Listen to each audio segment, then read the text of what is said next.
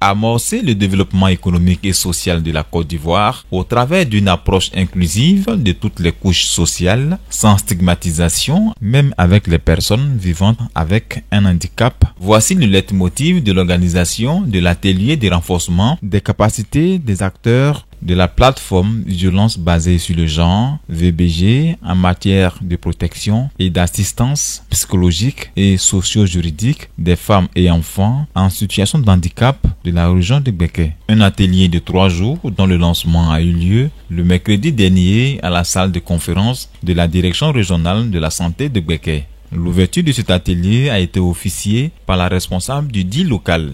Cet handicap est en train de dire la prise en charge des VBG, la prise en compte des VBG, c'est-à-dire les violences basées sur le genre, la prise en charge psychologique des personnes en situation de handicap, c'est-à-dire les femmes et les enfants.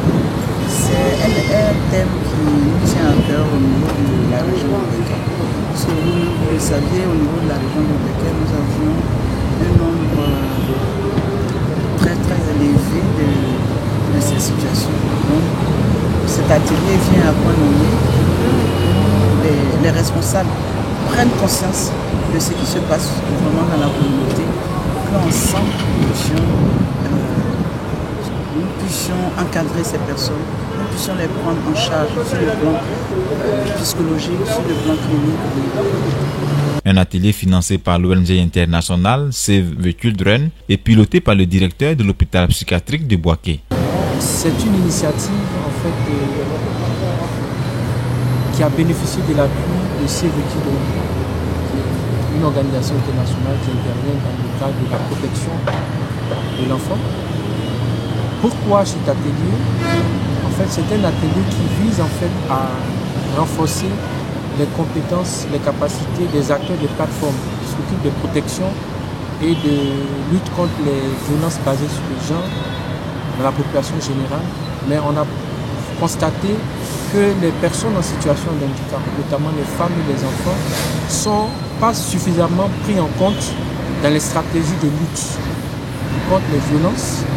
Beaucoup des acteurs ignorent, beaucoup de ces acteurs n'ont pas des outils nécessaires pour pouvoir savoir reconnaître, savoir adresser les questions, savoir activer les mécanismes de prévention, de protection de ces personnes en situation de handicap.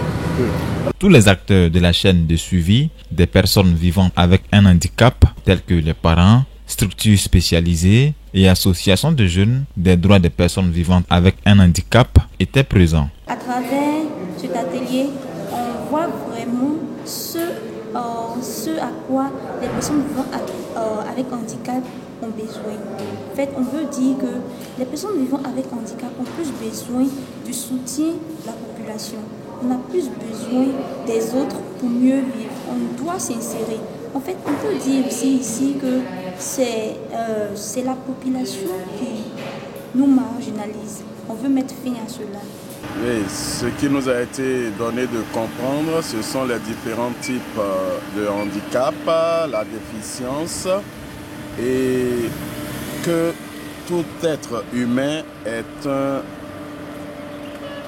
une personne en situation de handicap potentiel.